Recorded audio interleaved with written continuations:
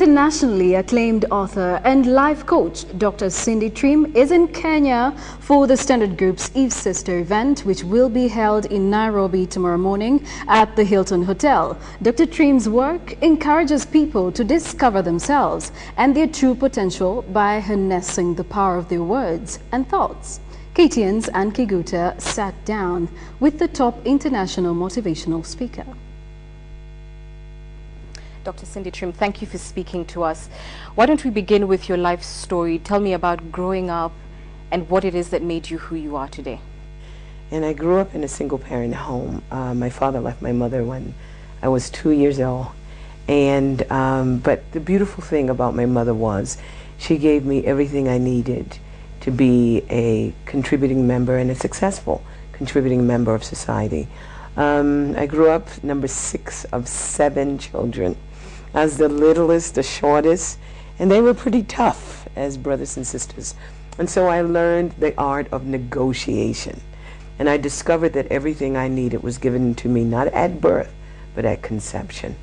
And I learned from an early age how to reach on the inside of me. And I became very curious about spirituality, not religion. When I got rid of religion, I found God. And so this is not a religious conversation. Identity is a conversation that is spiritual. And when you find your identity, you find it because you go on a spiritual journey. Dr. Trimm, I have a wide audience. Not all necessarily believe in the spiritual or in God.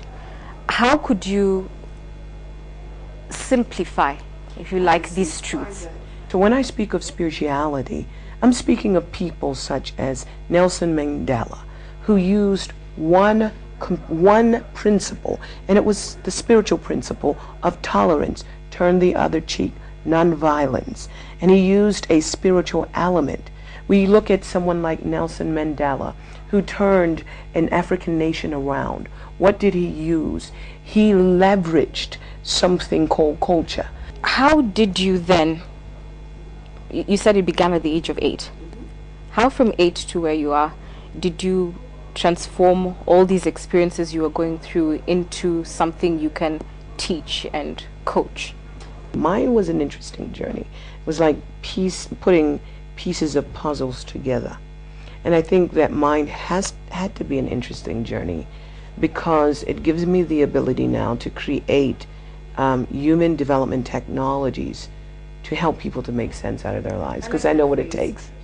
I like that phrase, human development technologies. What would you say is the difference between, if you like, conventional wisdom and teachings like The Secret and that sort of thing, and what you do? Because both speak about the power of the mind and your thoughts. What's the difference? Each one of us are called to bring different aspects of the components to really make the world what it is. Mine might be as an empowerment specialist.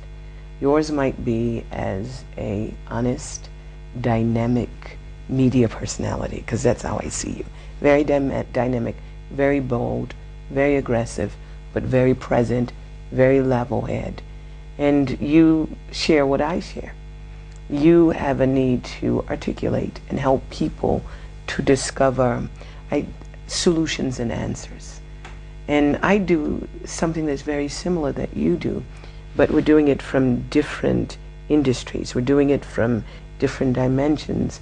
Tell me about your experience in government and then coming back to speak to government leaders. What do you tell them? Well, I often say you can't stir a pot if you're part of the soup.